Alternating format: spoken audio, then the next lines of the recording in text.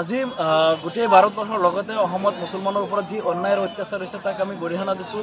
আজি মুছলমানৰ ওপৰত যি হাৰাশাস্তি কৰা হৈছে তাৰ প্ৰতিবাদত আজি আমি ক'লা বাছ পৰিধান কৰি আমি প্ৰতিবাদ সাব্যস্ত কৰিছোঁ। আমাৰ এটা কথা স্পষ্ট যে 1971 চনৰ পিছত যিসকল লোক আহিছে তেওঁলোক বাংলাদেশী হয় আৰু আগত অহা লোকসকলক বাংলাদেশী নামত হাৰাশাস্তি কৰাটো কোনো পধ্যেই গ্ৰহণযোগ্য নহয়। গতিকে আমি গৰিহণা দিছোঁ। আজি কেতিয়াবা বুলডোজাৰ চলাব, কেতিয়াবা বিদেশী খেদা নামত যি পুছবেক নীতি আৰম্ভ কৰিছে সেয়া সমৰ্থনযোগ্য নহয়। গতিকে স্পষ্টভাৱে আজি আমি ঈদগাহ ময়দানৰ পৰা আমি গোটেই অসমৰ ৰাইজৰ হৈ আমি এটাই আহ্বান জনাইছোঁ যেন ভাৰতীয় যি সংবিধান সেই সংবিধান ৰক্ষা কৰাৰ স্বাৰ্থত অসম চৰকাৰ তথা কেন্দ্ৰীয় চৰকাৰে কাম কৰিব লাগে। আজি ভাৰত চৰকাৰৰ গৃহ বিভাগৰ দায়িত্বত থকা কেন্দ্ৰীয় গৃহমন্ত্ৰীগৰাকী সম্পূৰ্ণৰূপে ব্যৰ্থ হৈছে বুলি আমি ভাবোঁ।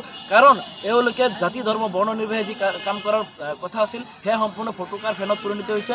আমাৰ এটাই আহ্বান আজি গোটেই অসমৰ মুছলমান সমাজ একত্ৰিত হৈ এক মনোপ্ৰতিবাদ সাব্যস্ত কৰিছে। এটা কথা স্পষ্ট যেন গণতান্ত্ৰিক প্ৰক্ৰিয়াৰে আমি আন্দোলন কৰিম যেতিয়ালৈকে আমাৰ মানুহৰ আমাৰ যি মূল সমস্যা সেই সমস্যা সমাধান নহ'ব। আমাৰ এটাই দাবী আছিল যেন গাঁৱে গাঁৱে লোক আদালত পাতি যি ডিপোৰ্টৰ সমস্যা এই সমস্যাটো সমাধান কৰিব লাগে বুলি আমি দাবী উত্থাপন কৰি আহিছিলোঁ। আজি প্ৰকৃত ভাৰতীয় মুছলমানসকলক যি হাৰাশাস্তি কৰা হৈ আছে, অন্যায় কৰা হৈছে সেই অন্যায়ৰ বিৰুদ্ধে আমি মাৰবন্দী থিয় হৈ আহিছোঁ।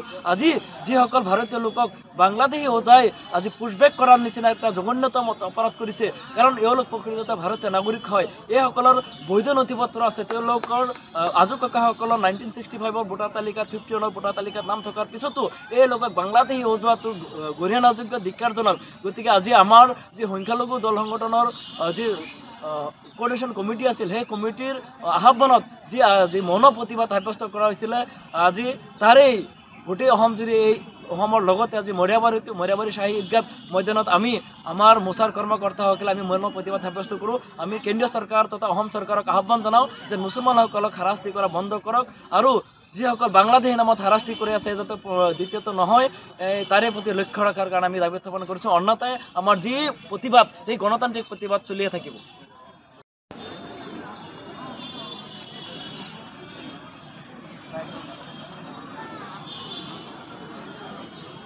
কইব কিছু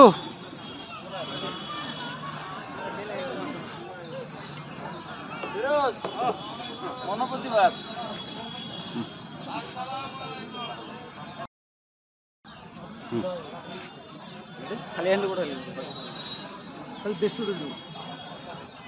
আজি আমাৰ যি গণতান্ত্ৰিক মনোপ্ৰতিবাদ আছিল আমি প্ৰতিবাদ সাব্যস্ত কৰিলোঁ। আমি এটাই বিচাৰোঁ যেন আজি পবিত্ৰ ঈদৰ দিন আজি ভাৰতবৰ্ষৰ লগতে অসমৰ বিভিন্ন প্ৰান্তত যি অন্যায় আৰু অত্যাচাৰ মুছলমানৰ ওপৰত হৈছে তাক আমি গৰিহণা দিছোঁ।